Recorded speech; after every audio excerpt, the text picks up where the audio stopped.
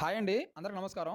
ఈరోజు కృష్ణానది పరివాహక ప్రాంత ప్రాజెక్టుల నీటి నిల్వలు, అదేవిధంగా ఇన్ఫ్లో మరియు అవుట్ఫ్లో సంబంధించి తాజాగా వచ్చిన సమాచారాన్ని అయితే మీ ముందుకైతే తీసుకురావడం అయితే జరిగింది.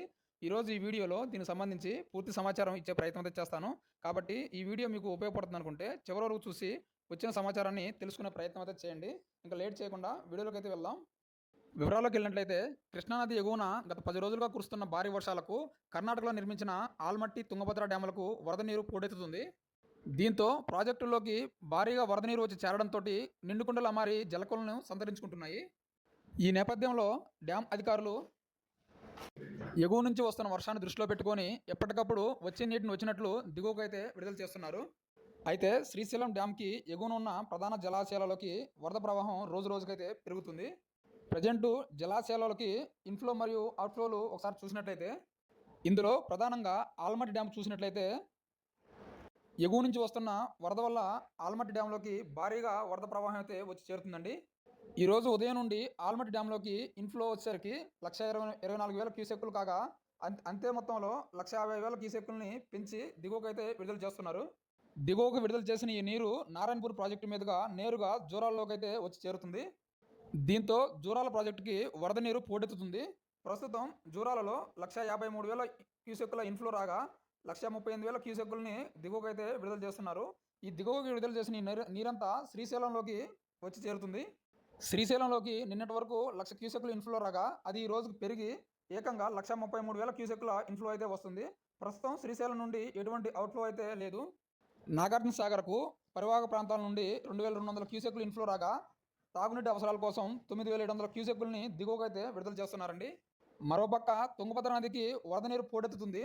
నిన్నటి వరకు 85,000 క్యూసెక్కుల ఇన్ఫ్లో రాగా అది ఈ రోజు పెరిగి ఏకంగా 1,00,000 క్యూసెక్కుల ఇన్ఫ్లో అయితే ప్రాజెక్టులోకి అయితే వచ్చి చేరుతుంది.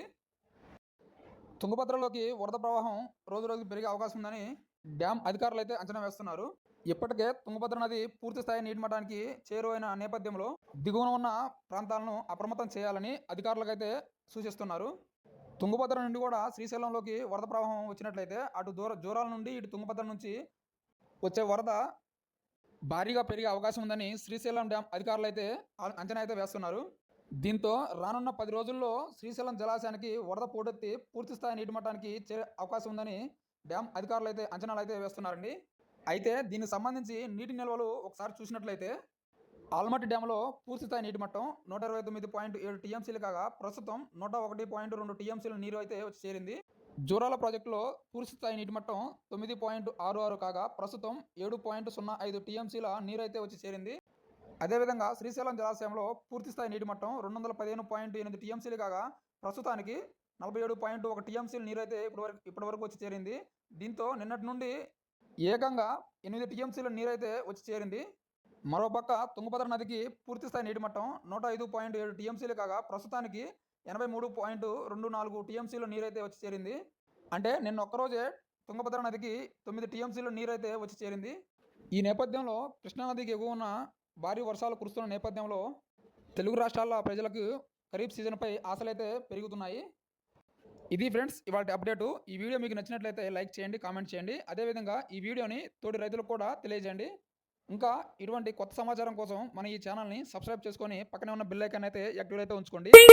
కొత్త వీడియోతోటి మీ ముందుకైతే వస్తాను. అంతవరకు సెలవు. Thank you friends.